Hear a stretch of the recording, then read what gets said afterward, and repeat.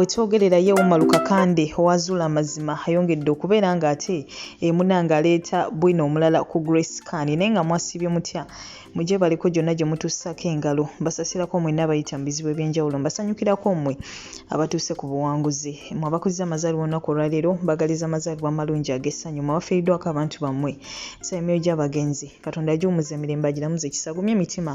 abakabenganda ssaako ate n'ab'emikwano omumbejja Aisha Nasolo ge gange mba ntuuse okubeera nga ate nkutuusaako updates kyemma kusaba kiri kimu subscribe nga teekako akadde oleme okubeera nga ate omissing out yes ngenda kubeera nga ate ntandika n'omukyalo no Evelyn Love abamu gwe bakyamanyi nga Evelyn Lago ono bw'atyo bambi yavuddeyo ate olunaku lw'eggulo n'abaako posti gy'akola era bangi nnyo bambi yabakwasizza ennaku yawandiise bw'ati Lord, this is my dream, please make it come true. Ekwata ku promoter yenna ankolereyo show ndabe kuba njagala nga bali wamu nga ndi mulamu njagala nkole nnyingi naye okusooka wane Kampala wempangalira emitiana gye nakulira sakate ne Masaka genzarwa olontalaage ewasoboka mukama nkusabye manyi okikoze era bw'atyo natutegeeza nti tag any big promoter manyi baganda bange abayimbi bajja kumbererawo nga bulijjo amina katusuubire nti bambi ba promoter bawuliriza okusaba kw'omuyimbi ono Evelyn Love ng'era bambi bagenda muyamba kino bakimukolere nga we yakisabye nga ate ebyo tubitadde ku bbali mukwano gwange waliwo celebrity omu era nga modo ayitibwa Judith Hard ono bw'ati avuddeyo n'abaako ebyama byayasa bw'atyo bambi n'atutegeeza nga anko we bw'atyo we yamurepinga nga n'atera okubeera ng'ate akola ebibuuzo bye ebya siniya ey'omukaaga ebyakamalirizo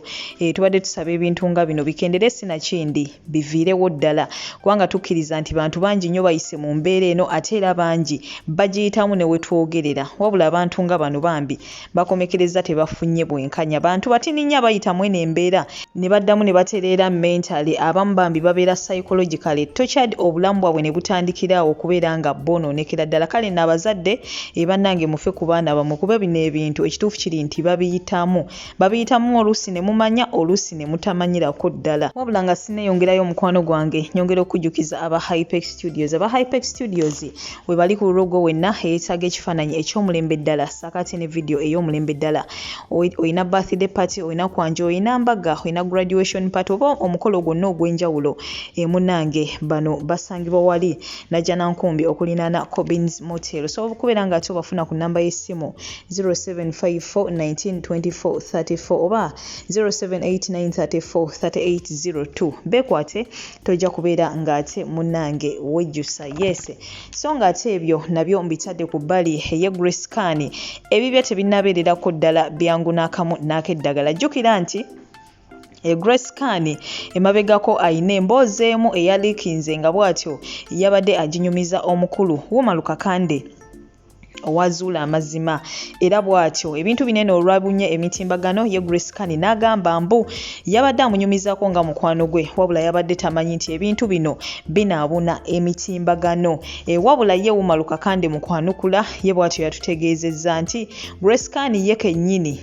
ye yamugamba nti ebintu bino abiteekeyo ku mutimbagano abantu babimanye wabula mbu Grace Khan kasita yalabanga ebintu kwegamba bitandise okwonooneka embeera ebizze bw'ati ate kudda ewa Umar Kakande bw'atyo mbu n'amusaba atakole ki ebintu bino abijjeyo so ye avuddeyo n'abaako ensonga ezimu zatangaaza saaka ate n'okutunyonyola ebirala oba oliawo bye tubadde tetumanyi sigenda kwogera bingi okujjako okubeera ng'ate nkulekerako akatambi kano naawe mukwano gwange okeerabireko essaawa eno yennyini goodbye for now toseetuka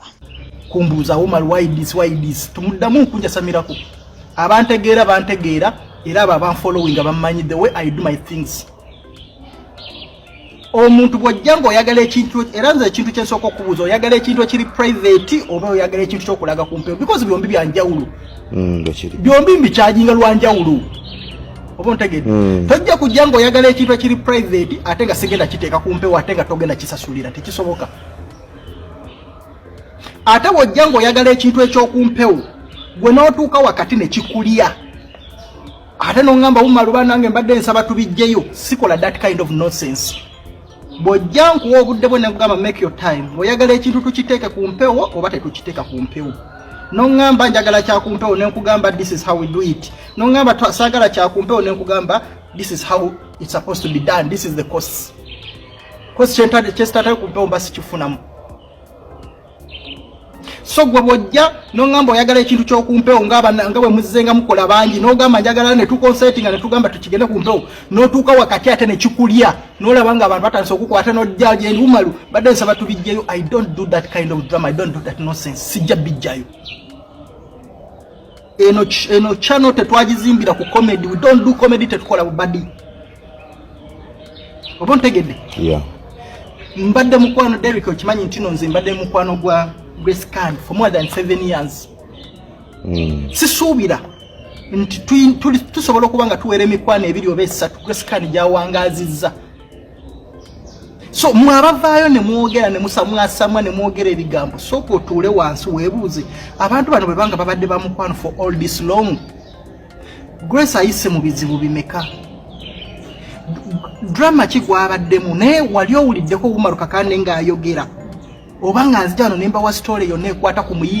Grace Khan nengamba Grace Khan this and this and this. So, namugaana by the way namugaana n'okujja ku channel yange okukolerako bikomedi namugaana mukwano gwange nnyo tuli bwe tutte emyaka gyonna Grace sisobola kumala ennaku bbiri nga sirabye Grace oba soogedde naye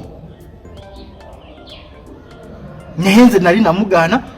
No bringing comedy, no bringing anything on my channel. Naye kati gwe bwoba ovaayo nga oyogera bingi ng'oyasama ng'okola bino osooka nga neweebuuza abantu bano emyaka gyonna gye bamazeewo ono lwaki abadde nga tayogera? Ono kiki? Because bintu bingi mwawula ne interview yasooka nga ngamba no nze nali ngenda okusiba kididi because nze omutata wa omwana wa Grace Khan nali manyi taata we from A to Z nali mbimanyi. Naye mwebuuze lwaki nali ngenda siba kididi mu nkukutunga n'ebintu nga teri n'amanyi. Ye kididi simuyita amannya ataga taliko. Ye kididi nze nali ngenda omusiba era mwawula mu interview nga ngamba Grace kino ojjukira bwe nali ngenda okusiba nze nali ngenda omusiba nenga twayo sagala genda because I respect that